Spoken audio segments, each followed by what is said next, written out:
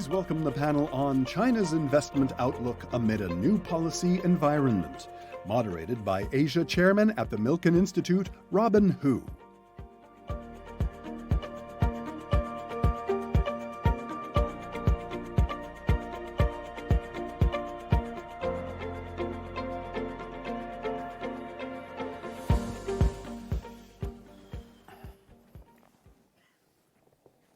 Good afternoon, and thank you for joining us this afternoon. And it's the first time I'm on a panel with two who's and two loos. So I'm therefore very thankful that we have Secretary Rubin with us. I'm not going to spend time introducing who are the speakers on the panel. You know who they are. And I'm just going to dive in straight to the questions. So the first question for Secretary. Given your experience in championing free trade agreements like NAFTA during the time that you were Secretary of Treasury, how do you assess the current administration's emphasis on tariffs and the strategic decoupling from significant portion of the global supply chain? Let me ask you a question. Are we on the record, off the record? What are we? Chatham House rules? It is Chatham House rules. Chatham House rules. I don't think they have the foggiest notion of what they're talking about. That's what I think. I believe strongly, and Larry Summers made a comment the other day, which I think was right, and he said that virtually every mainstream economist, except for the people who work for Trump, believe in comparative advantage. And I think the more you think about comparative advantage, the more logic it sends. Now, people who know Trump for a long time told me that as early as the 80s, he had this belief in two things: tariffs, and that other countries were treating us unfairly if we had a trade deficit. I think neither of those propositions are true.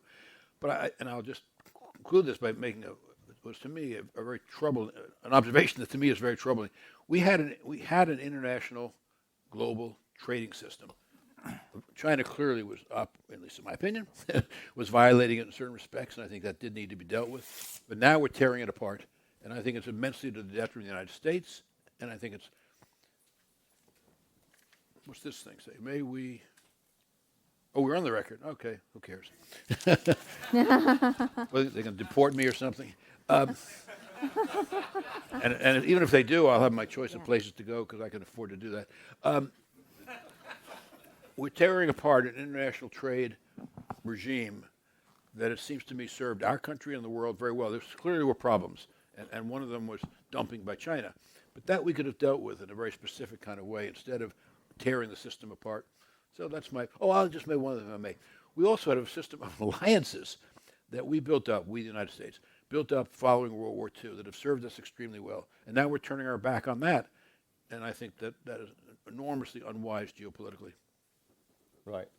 And against that particular backdrop, with all that measurement that's been introduced, right? I mean, the export controls, the tariffs, the tax cuts, and so on and so forth. Do these policies undermine the benefits of the global economic prosperity, in your opinion, or do they represent the necessary and unnegotiable evolution of the trade strategy to address the geopolitical competition? In other words, the strategic accessory. Yeah, I think it's the exact opposite.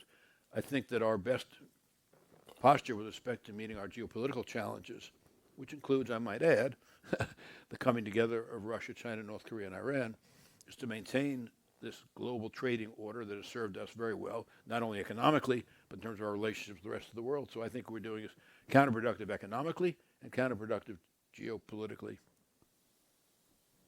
And how do you think that we can wind down from that? Wind down? Mm-hmm. Oh, I don't. I think we've got a heck of a problem because we have an administration that is committed to this. Well, I want to add one other comment, by the way, that is committed to tariffs. I think, by the way, that the one caveat to everything I've said is I think it is important to secure our supply chains in areas that are important for our economy and our national security. And so I think that is right. And also there probably are some areas in which lateral effects are, you could do one thing and it causes something else to, or serves something else, and serves development of something else. And that's another area where you might have some degree of protectionism justified. But I think another aspect of this is we have a trade treaty with Mexico and with Canada, USMC, and now we violated that. And what kind of questions is that going to create around the world about our fealty to our commitments? Right. I think all of this is hugely counterproductive for the United States and for the globe. Is this an effort to reset what is being perceived as being unfair trading system for the U.S.? Yeah, I get it. You know, the point that is those who have that view make is that it's unfair if we have a trade deficit. I think Larry Summers was right in saying there's virtually no mainstream economist in the world who would agree with that. Yeah, we have a trade deficit with some countries. We have surpluses with others. Overall, we have a trade deficit. And in time, now that actually can cut both ways too. If we have a current account deficit, let us say, not trade deficit. If you have a current account deficit, and then you have an inflow of capital, and the capital is going into investment, you actually can be better off in terms of growth.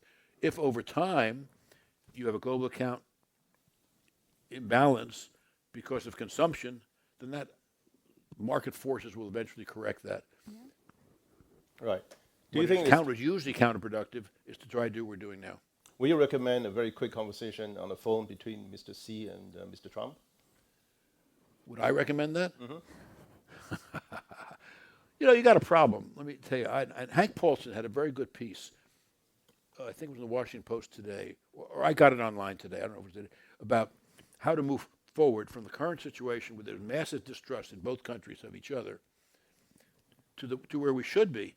We both countries have this enormous self-interest in a constructive relationship, recognizing it'll be competitive. You have climate change, you have nuclear weaponry. There's the potential for nuclear weapons to be sold, or nuclear capability at least, to be sold to terrorists. Mm-hmm. You have the need for international trade norms. You have pandemics. You have AI.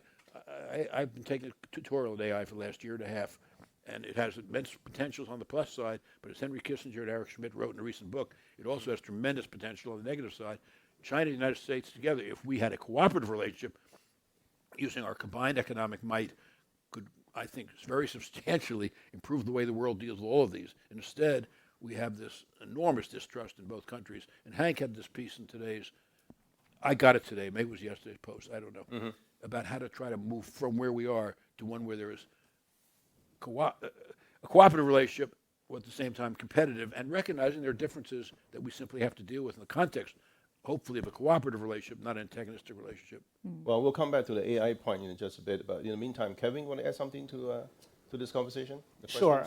I think I would leave the discussion on the tariff itself to the trade experts and policy experts. As the investor, I look at on the China side, right? If you look at one of the reasons I think for some to advocate for a tariff, as the secretary has mentioned, is the perceived sort of deficit and surplus situation, right? Which is then, in turn, on the China side, is really driven by a Chinese economy that has been probably excessively dependent on export, investment, and infrastructure rather than consumptions, right? So I just Googled the line. I'll read it. I'll let you guess who said that and when, right? It says, China should unswervingly take expanding domestic demand as a long-term strategy for economic development.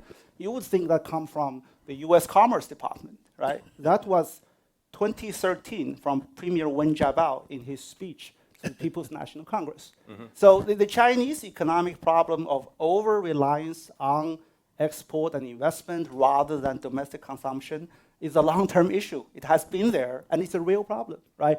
Obviously, whether the best solution is to install 145 or whatever that number is today of tariffs, that's an entirely different question. But there is a fundamental problem, economic problem on China's side. They need to resolve, tariffs or not. As an investor, I think that is always in my mind. Well, Kevin, I mean, explain that. I mean, 12 years later, we are no better at encouraging domestic consumption on the part of the Chinese economy.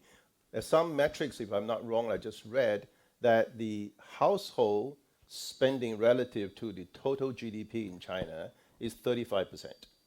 In Japan, is 53%, and in the US is 69%, right? So that just goes to show, I mean, okay, in the US, of course, the consumption pattern is very high, and then you get a credit line for consumers spending as well. In the case of Japan, of course, there's aging population, 53% aging people, you don't spend as much. But in China, you have a median age of 38, and it's 33% relative to the GDP. So something is not quite right there. You want to comment on that, or before we ask Fred, the foremost macroeconomist, to comment? So, in East Asia, starting with Japan and the four economic dragons, and of course China, generally it's like investment, export-led growth, with a very high domestic service rate. So consumption has been relatively low. But after a certain period, as we have seen in Japan, you mentioned the example of Japan, in South Korea and Taiwan, we do see over time, personal consumption as share of GDP will rise gradually. So China, I think, is at the inflection point.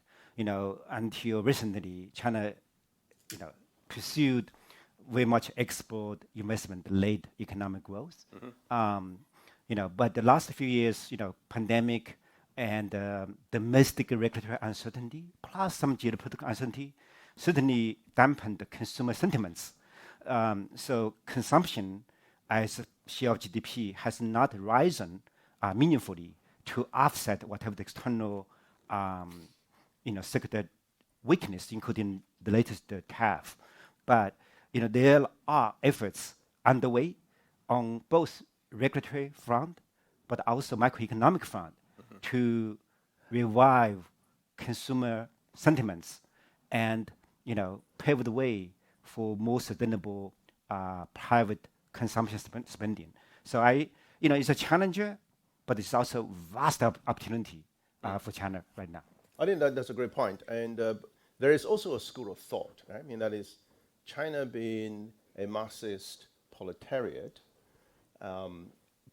production, capacity comes foremost to mind, whereas consumption is a form of excess capitalism in the eyes of the Marxist proletariat. So how do you reconcile that? And China being a combination of a market economy, we know that is the case because it's very competitive in Chinese market. China is also a Marxist doctrine, and at the same time a Confucius in terms of value. How do the three blend together to produce a society that is high on consumption? Robin, rest assured, very few people in China, out of 1.4 people, still, told the line you just quoted. China has a really, really vibrant urban middle class. Most people, they work very hard, they save, but also they increasingly willing to spend, not just EVs, latest smart gadgets, travel internationally, on education, on healthcare, and on fancy Bordeaux, Burgundy wines, and European luxuries. So China has proven it can be a force, to be reckoned with in terms of consumption. So it's a period, right? When in the early stages of economic development, you need to build modern infrastructure, you need to build manufacturing base, you need to invest in R&D, in technology innovation. So you have to invest more. So you temporarily reduce consumption to use the savings to fund the necessary investment.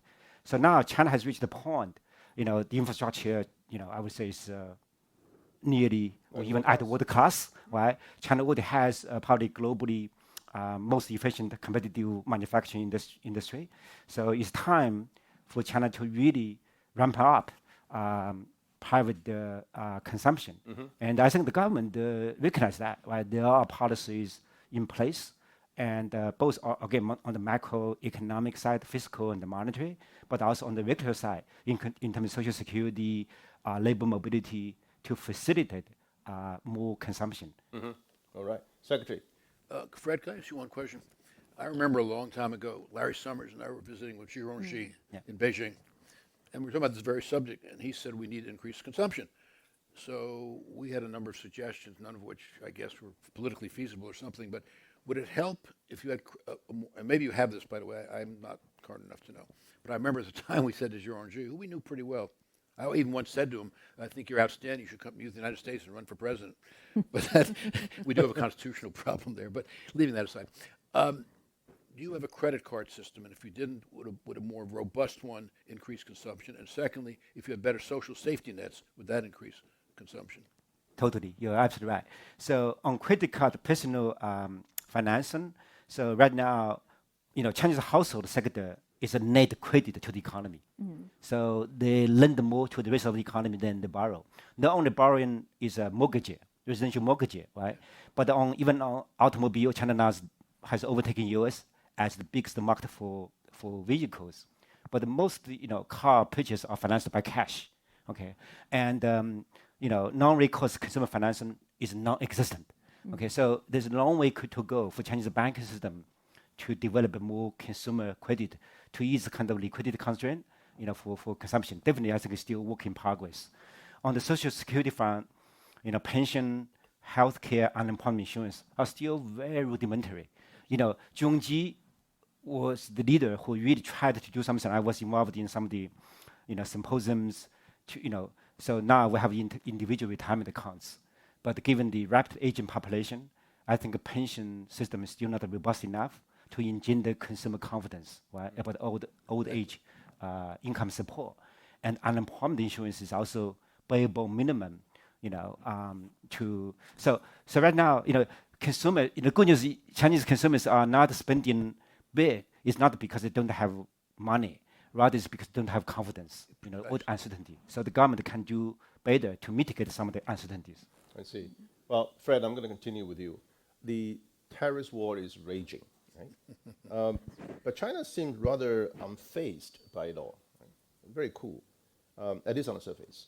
So in light of the escalating tariffs and the hard decoupling that is taking place now, how would you describe China's psyche and posture in the current circumstances? And what implication do you see this may have on foreign capital owners, on their level of confidence in Chinese assets? I'm not sure if China is unfazed, right? Like everyone else in this room and globally, China is very concerned about the tariff wars. But from China's perspective, the initial response, right?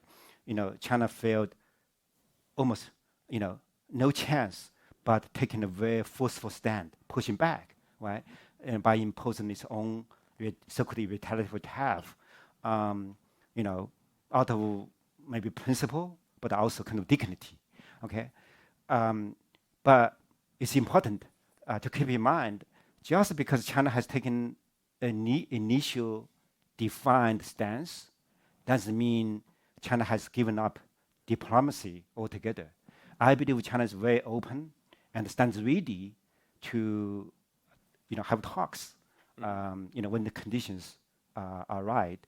So because, the tit for tat confrontation, clearly is lose-lose situation.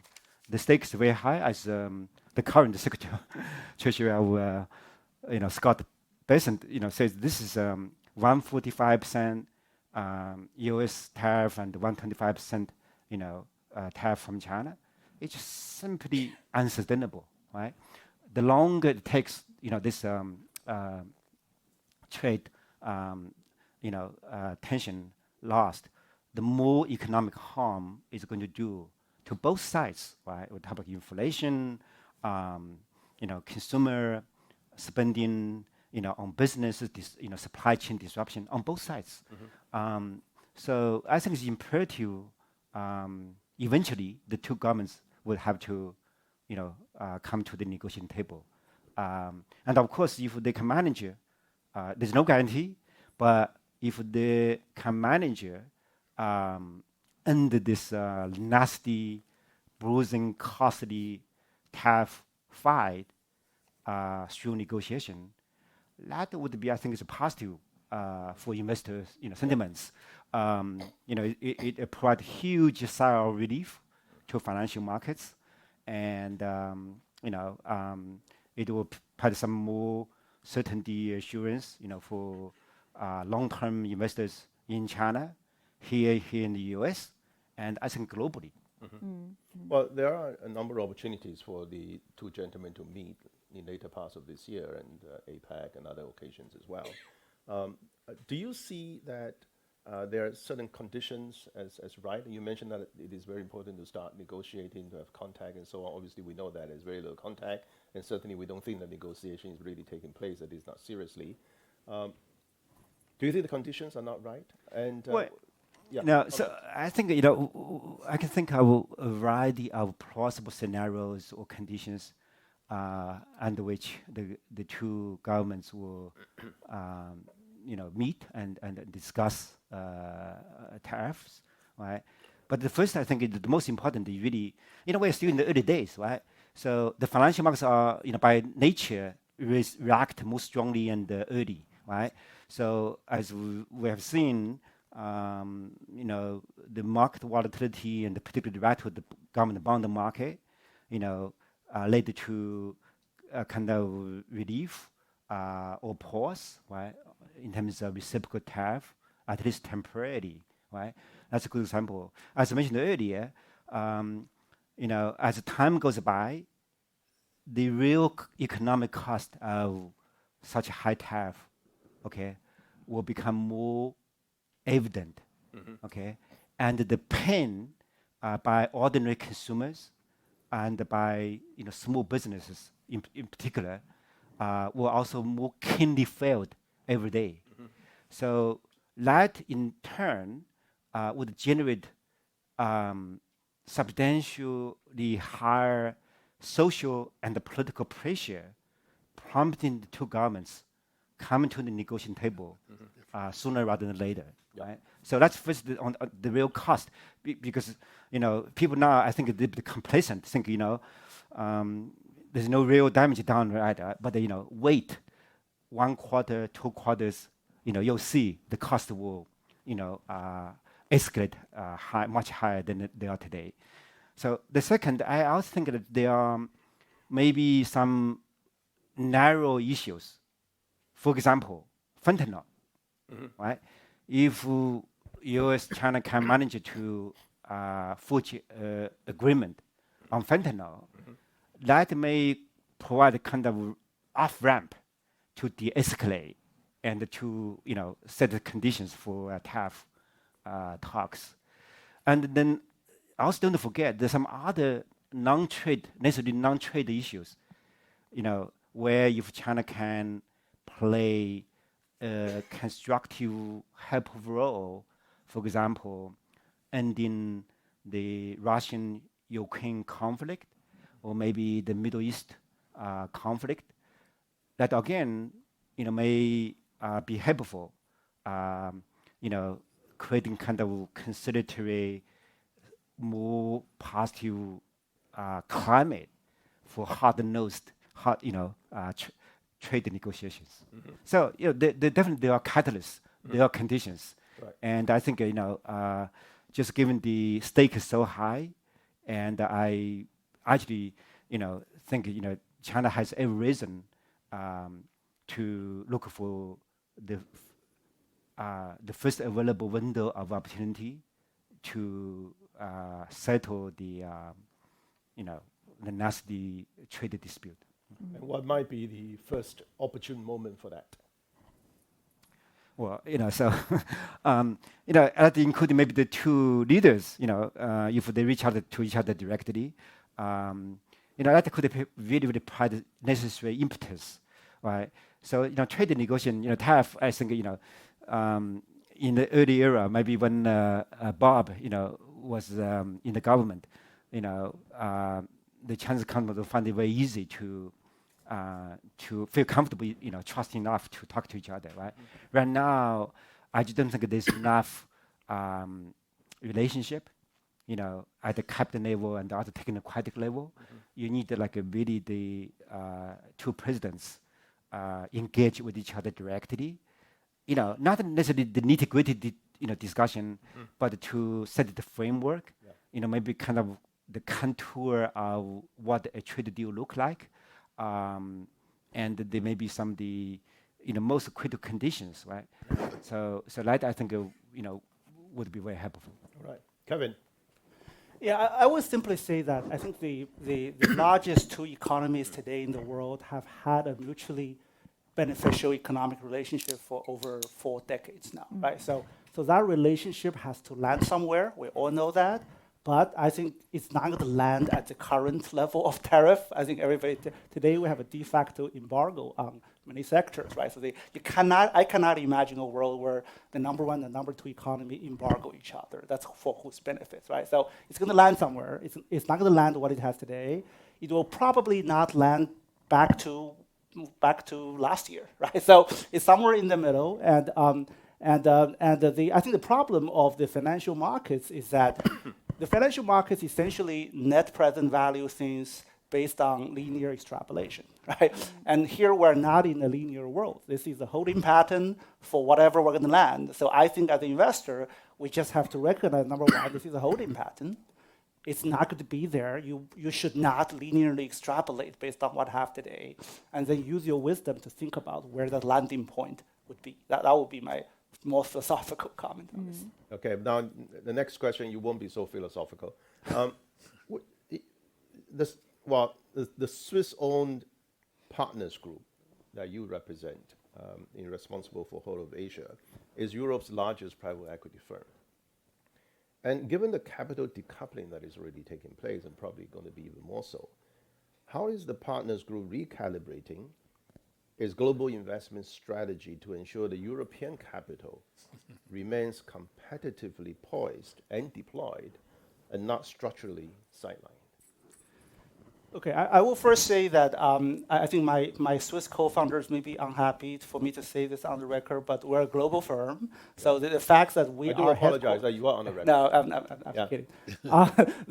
The fact that we're headquartered in Switzerland is wonderful. I think that gives us a lot of the DNA of the firm. But we're a global firm, right? So today we're a global firm. If you look at how we have invested over the last couple of decades, that we have invested in a very balanced way, probably 45% in the US, similar amount to Europe, and then a smaller percentage for the rest of the world. For us as a global investor, I think we do have a luxury or privilege that we look at the world in what we call a relative value framework, right? For one particular sector, one particular subsector, as a global investor, we could decide at any point of time where to deploy our capital based on that relative value, right? That's my first point. My second quick point is that, our capital base comes from over 900 institutional LPs, right? They are everywhere. So we are not dependent on one or two investors who may or may not be more exposed to geopolitical sentiments than others, right? When you have 900 institutions backing us, and a much larger number, obviously, on the private wealth side, so we have a fairly balanced capital base. And maybe the optimistic side, I would say, we as investors, when we see inefficiencies like what we see today, right? This is probably the most inefficient time I have seen in the last decades in terms of things getting politicized, and there are different views, and bidders and sellers don't agree on a price, right? This is almost opportunity for us, right? So because we trade on long-term judgment, and we take advantage of inefficiencies. When you live in a completely globalized, efficient world, everybody agrees on everything. There is no opportunity for us to bring return to our LPs. Right. Well, Kevin, you mentioned about inefficiencies in the system, and that represents opportunities, right? Give us a couple of examples, and how does the partner group exploit the arbitrage of inefficiencies for better returns? Yeah, I probably can't go to too much details, but I would say hypothetical examples. Yeah. I would say let's, for example, right? If one of the markets we're very active in is the technical, is the private equity secondaries, right? So we GPs trade LP stakes, and hypothetically, if you have an LP who wanted to sell their GP stake, the LP stake in a particular fund for non-commercial reasons, right? That happens all the time. And then that creates that room for us to value something maybe a little bit higher than what the seller wants to sell. Then that creates an opportunity for that inefficiency, that different views on the valuation of the same asset. In this case, it's LP stake, right? So things like this happen all the time. I'm not saying the the current geopolitics is the only reason for inefficiency, right? There are a lot of inefficiency in the world. I'm just saying this is one more source of inefficiency. Right. And as a private market investor, inefficiency is usually good for return. Well, you're absolutely right. I mean, when I was working for Temasek, I mean, about 9 years ago, when we started out, we used to joke that 70% of our time was spending chasing transactions, and by the time I retired, 70% of the time we're trying to chase geopolitics. And, so in a multivariate equation, that politics is not even a variable; it's a coefficient. Right? Yeah. Secretary, let me go to you, and before John Lu. I'll be very brief. Sure, Okay. yeah.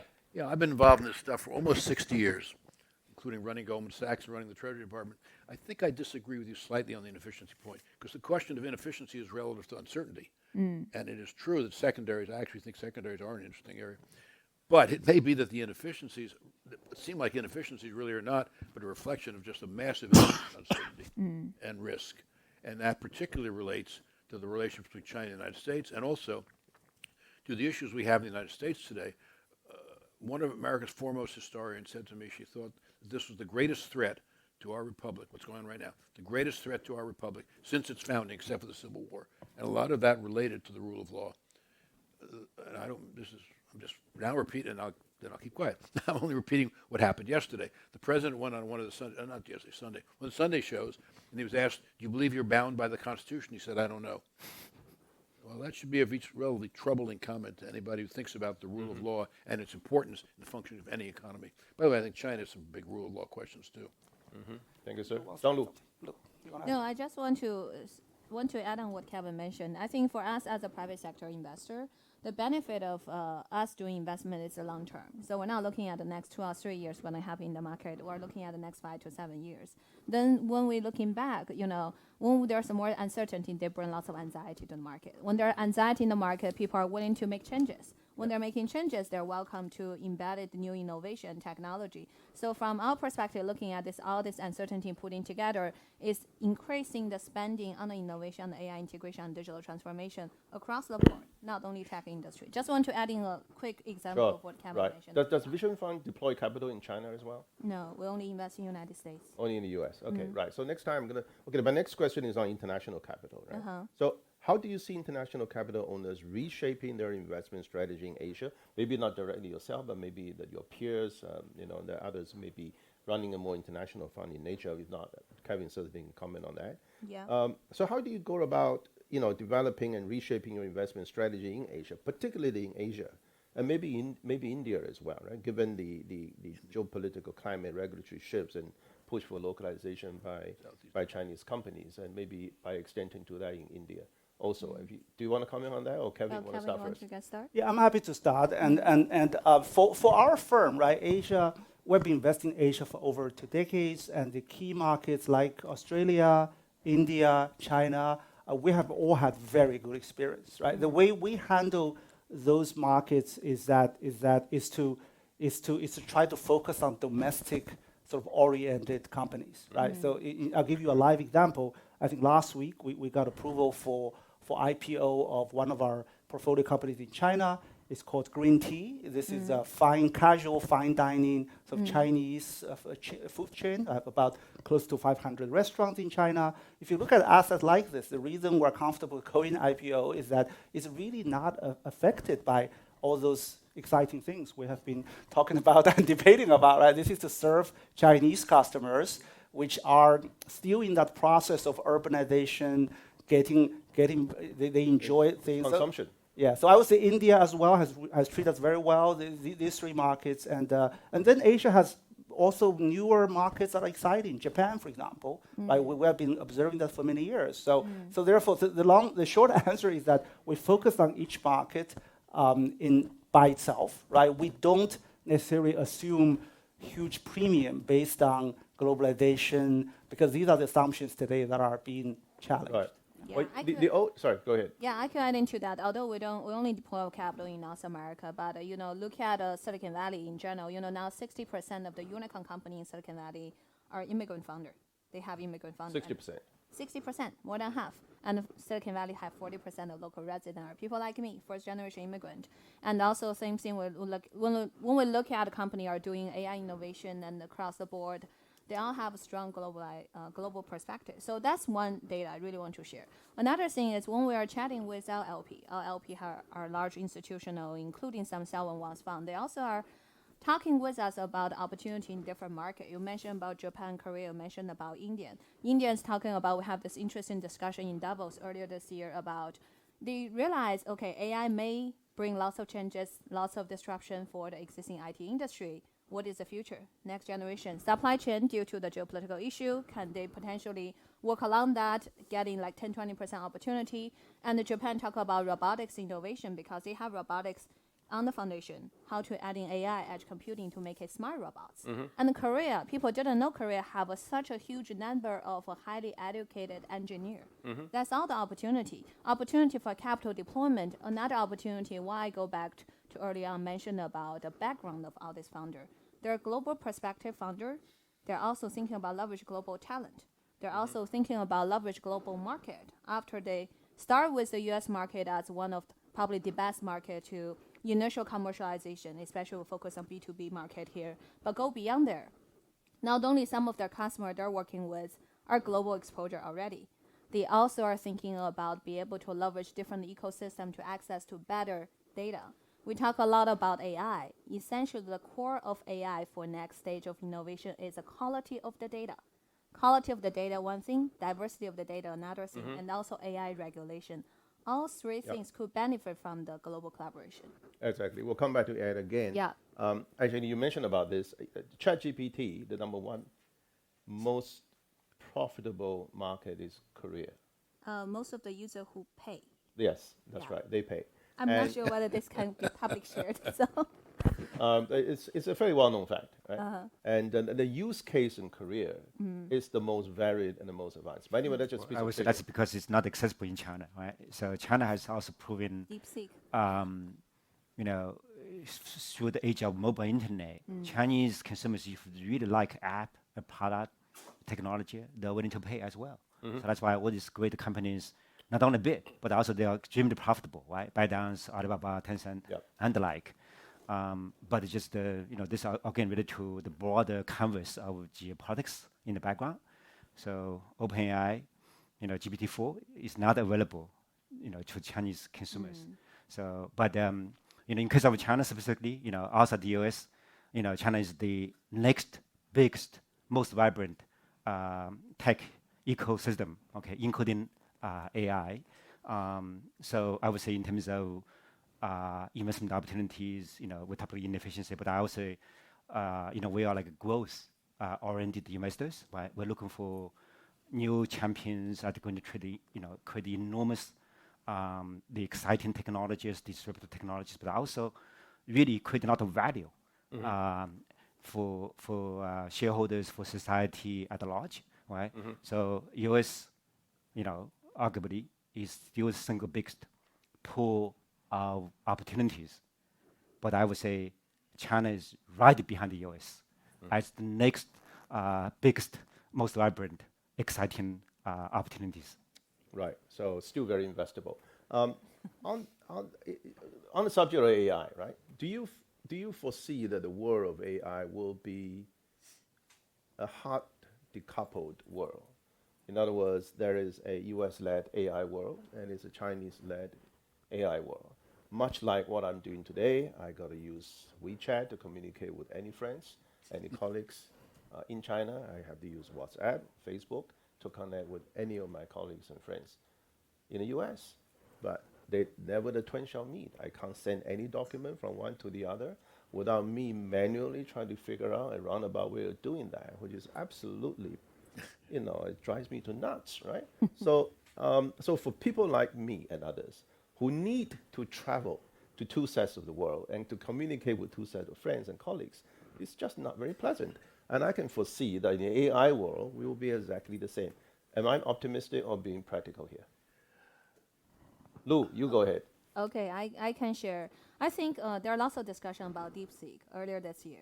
I got many people calling me like, what is happening after public market react to it? But I do want to use DeepSeek as a perfect example to showing that even there are lots of geopolitical issue, tech innovation, the community be able to find a way to work together.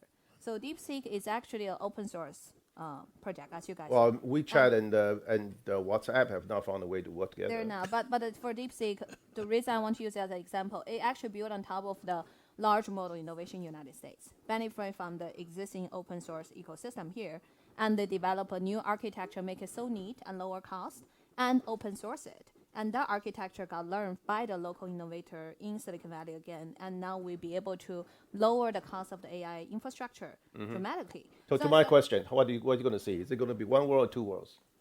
I think for the tech innovation, I think we're going to have two systems, but I think it will be one AI world. Okay, great. Taking a position. Secretary.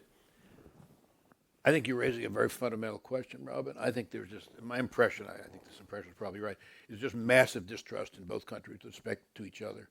And as long as that distrust obtains, I don't see how the kind of optimal world that you just described, Robin, or hope for, is going to happen. And I think right now, we had somebody at the Council of Foreign Relations the other day, a former highly, very senior official in the prior administration, said, how is the United States going to have a more effective role with relationship with China if we don't know whether the Chinese government wants to focus only on its internal stability, which is fine, or wants to be hegemonic?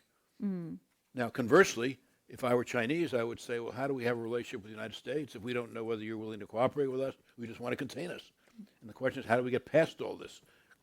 And I think, and particularly with this administration by the United States, which seems to have a very strong, aside from the trade issues, just a very strong animus against China, and the politics in the United States toward China, as you know, are very bad. I think we're stuck where we are, Robin, for quite a long period of time. Yeah, I do agree with Bob. Like lack of strategic trust between two countries is a huge roadblock for a better world. When AI become real, like a mass adoption by companies, consumers, society at large.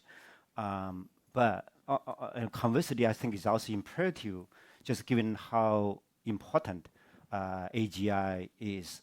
Remind me of the nuclear, atomic weapon, right? Robert Oppenheimer, as the father of first atomic weapon. Very soon after Manhattan Project, he championed for increased global dialogue, cooperation, and the safeguards to ensure atomic energy. At that time, it's like in the early days, only for peaceful use, not to as destruction of humanity as a whole. I do think AGI has tremendous benefits, societal and economic benefits, right, for the whole world. But there's also a lot of unknown, dangers, right? Maybe even existential threat to humanity. So I just think despite all the differences, all the lack of trust, it's essential for Beijing and Washington to also really sit down, obviously not just China and the US, but also Europe and the other stakeholders, international community, find a way to have truly global AI governance and safety standards. So not the US standard, not the Chinese standard, but really global standards, so that we can ensure maximum benefits, but the minimum risks of the AI revolution. Well put. And Secretary is going to disagree with you. Secretary. No, I totally agree. But my question to Fred, by the way, if you all haven't read it yet, the book that Eric Schmidt and Henry Kissinger wrote about AI, it's worth reading, not because of its AI, but because of the ramifications, precisely what you mentioned, Fred.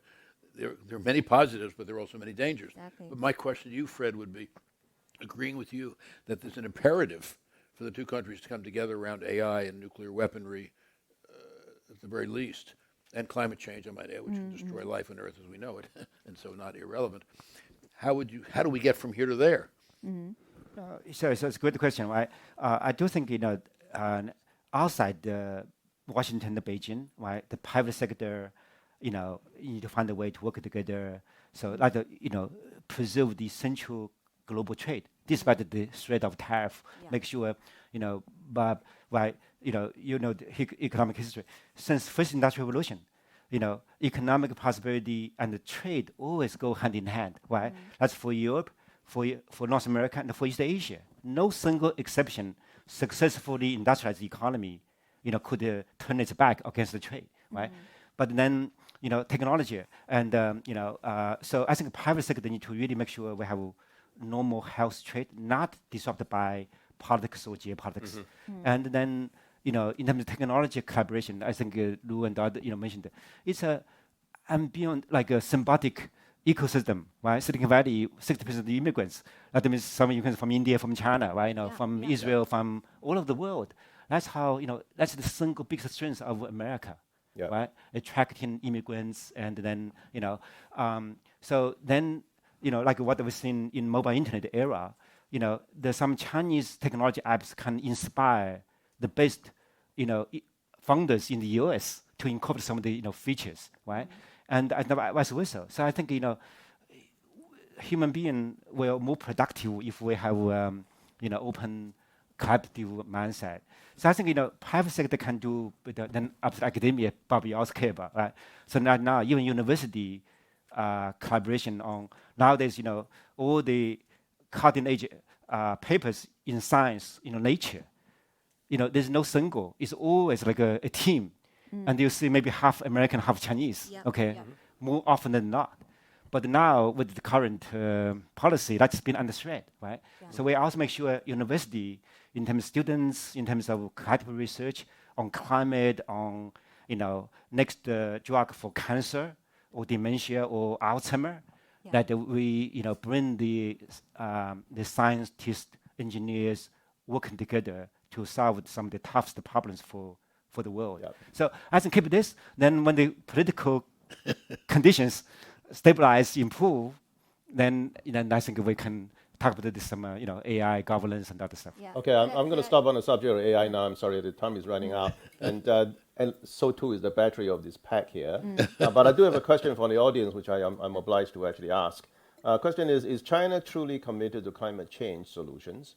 How would you respond to skeptics that point to the continued significant growth in coal-fired power? Does anybody want to? I want to do this. All right, okay. So I'm on the Nature Conservation Global Board and the co-chairman of Asia Pacific region.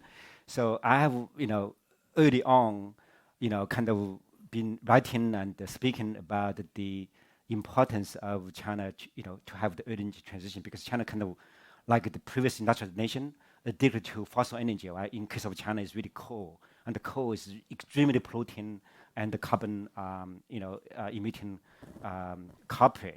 So yes, China is still probably the biggest fossil energy consumer, coal, oil, and the gas. But China is also the single biggest investor in renewable energy. Okay, wind, solar, and others, even fusion technology.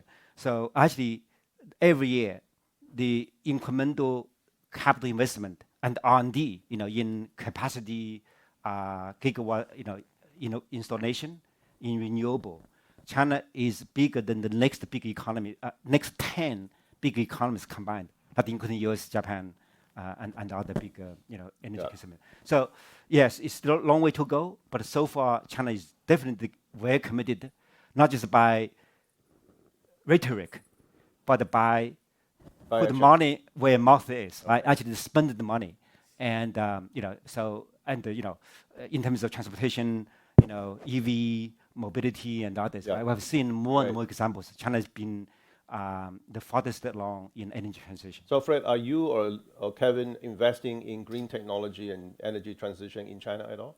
The answer is yes. The answer is yes. Answer for prolific you? investing. Answer is yes we as well. invest in green globally in a very substantial manner. Our infrastructure fund. No, in China specifically. Yeah. China, we are looking at projects as well, right? Okay. But let me just add one point on what Fred mentioned, right? I think on the topic of green economy, sustainability, I think the key to not live with all these contradictions, as Fred mentioned, China is on the one hand both at the forefront of the green economy, as well as there are certain issues from legacy, is not to look at as a moral dimension primarily, right? This is economic driver. People in China as well as anywhere else want to breathe clean air, right? As their living standard improves, they want to enjoy greenery. So if you look at it from an economic driver perspective, it's very easy to reconcile what China is doing. But if you look at it as a moral high ground, then you find contradictions in China, why coal-fire and EVs. Right, great. The next question is coming from the audience as well. What is the most important thing the Chinese government should focus to spur domestic consumption? Secretary, you want to give it a shot? Well, I told you what I thought. Yeah. More secure social safety nets, particularly for retirement around an analog to Social Security and Medicare. And I think, I don't know if this is right or not, this is what Larry and I said to Georges a long time ago, if you had a really robust credit card system, that might be helpful. Right. Yeah, I agree with all that, but I think, in addition to top, if China is seeing really pro-growth, okay, pro-jobs, pro-private sector, then consumer confidence will improve, and they're going to be willing to spend, right? It's just when last couple of years, whether it's a pandemic or regulation on tech, on real estate, the general stance towards the private sector, had a chilling impact on, the public, on the mass sentiments. So they're very, very cautious. So as long as there's a clarity, there's a certainty and the stability in the Chinese context, and I believe Chinese consumers are very willing to spend. And actually, is the vast potential of spending power of Chinese middle class, which will be, the most crucial engine of growth. So in the current trade war climate, I think that's most effective defense and offense. All right. So invest in Chinese consumption. Kevin, you want to? Yeah, I would just, this is a great question. It's very hard to answer, but I'll give you an obvious and a non-obvious answer from my side, each in 30 seconds. So I think the obvious answer is that there are many cultural reasons, such as, Chinese people like to save or they spend, we don't want to borrow. Those are going to take a long time, right? Social safety net, the confidence. I think there's a whole basket of topics that are very obvious. It has been there for decades. There's no magic bullet here. The non-obvious answer I would give is the following, which may be controversial. I do think the East Asian culture, including the Chinese culture, is a more collective culture than what we see in the West. Controversial about that, yeah. Right. So therefore, if you agree with that hypothesis, then I don't see any choice for the Chinese government to go with a slightly more collective route, such as what they're doing today, which is to encourage everybody to replace their elevators. And then the government would have a collective scheme to subsidize that, right? That would be very controversial here, right? That would be individual choice. But in China, if you go to those old buildings, 5, 6 floors in the past, there was no elevator, right? Now the government said if the building choose to do those things, we will collectively subsidize, not only elevator, right? Refrigerator, all the appliances. I just think you have to accept the fact that it's a little bit more collective, therefore the response has to be a little bit more collective. I'm not diminishing individual choices. Yeah, but I think also there's a generation changes as well. For example, for my generation, when we grew up, I think the world is in a perfect globalization period, and also I think that the consumer behavior is also hugely impacted by that. Then you look at how fast China adopt all this digital payment process, and also all this a new behavior from the younger generation. So I think things are shifting very fast. Excellent, yeah, because people for foreigners going into China, I now can use Didi, I can pay with WeChat and with a foreign credit card. In the past, I couldn't do that. So COVID has done something for us. Thank you. I'm going to just round up the discussion with one final question for everybody, and that is China an accidental threat or a legitimate part of the changing world order, right? So as we know that, right? I mean, China's global influence is growing very significantly in ways that will cause the liberal democracies some angst. So the U.S. and its allies will hate to determine whether a China that is a softer incarnation of its current self should be regarded as a legitimate part of a changing global order, or should it still be treated as an accidental threat? I'm going to just go in this order, starting with you, Fred. Well, the rise of China definitely poses certain challenges in certain dimensions, right? Just given the sheer size, scale, and speed of change. So it's kind of disruptive in terms of the existing order, the stability, the certainty. But, net, China's rise is also a tremendous opportunity. For many, many years already, China has demonstrated China can, together with the U.S. as the two most crucial engines of global economic growth, right? And as a trading nation, and now increasingly as a big source of FDI into especially global South, right? So China really has a role to play to ensure global economic prosperity, and also now with the AI and the other, China become a technology powerhouse. So more and more technologies will be invented, and that also will diffuse into many of the trading partners, especially in global South. So net, I think is a blessing, is a positive rather than a negative. Lou? Yeah, so I think, of course, there's a way you look at it from a perspective as a government and policymaker, but there's also, for example, from us, we're an innovator, we're doing innovation. Competition is always better for innovation. More competition bring better innovation and also bring much bigger productivity improvement. And another thing, just as Fred mentioned early on, I think we're in this exciting time that AI is evolving so fast. And people would always assume AI is only for consumer. No.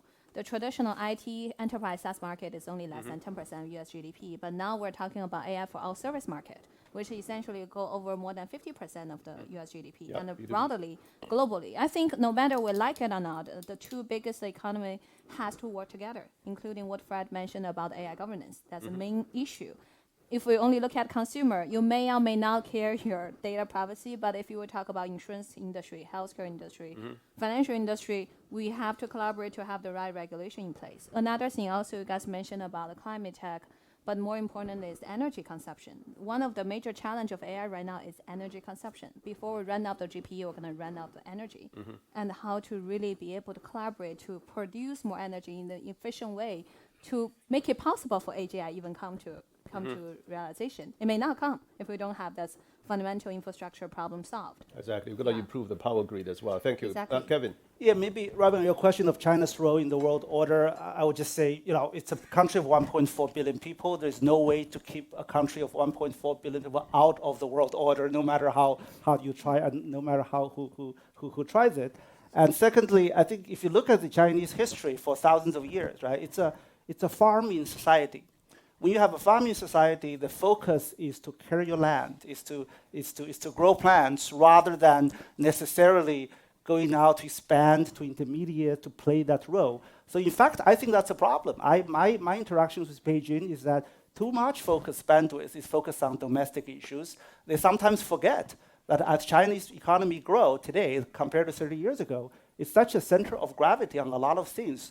They cannot ignore that spillover effect to other countries anymore. So my answer to you is that it's the opposite. To see China as a threat, I almost see the opposite, that Chinese need to think about there is consequences, what they do domestically, internationally. They need to be careful with that, rather than the problem the US face, which is sometimes overly expansive with international affairs. Well, thank you. We start with Secretary Rubin. We end with Secretary Rubin. Okay. Okay. And we're not on the record, Secretary. No. I thought we were on the record. We're in the record. I already said too much. Anyway, no, I agree with you just said. I do think China, this is my view, for whatever it's worth, I think China needs to be cognizant of the ramifications outside of China of what it does.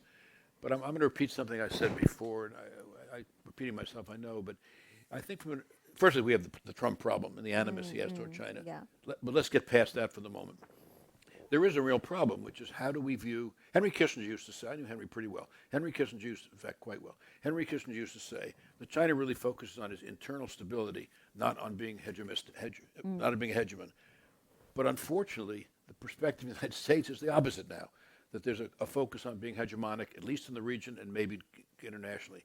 I don't know what the realities are of Xi Jinping and of the Chinese government, but it seems to me if that's not where they are, then they should make it clear it's not where they are. Conversely, the perspective of the United States is a position where it wants to contain China. Now, that's probably in response a little bit to what I've just said, but the United States has to, in my opinion, not be in that posture. Not try to contain China, but try to work with China. But I'll repeat what I said before. You have these two areas, this enormous distrust in both countries based on the things I've just said. How do we get past that? And Hank Paulson, as I said, had a piece in the Washington Post yesterday or today, whenever it was, I don't know, with a plan that seem to me to make a certain amount of sense. But whatever the answer may be, Fred, it goes back to something you said before. It's imperative they work together, but how do we get from where we are to where we need to be? Yeah. Thank you. On that note, time is up. Thank you.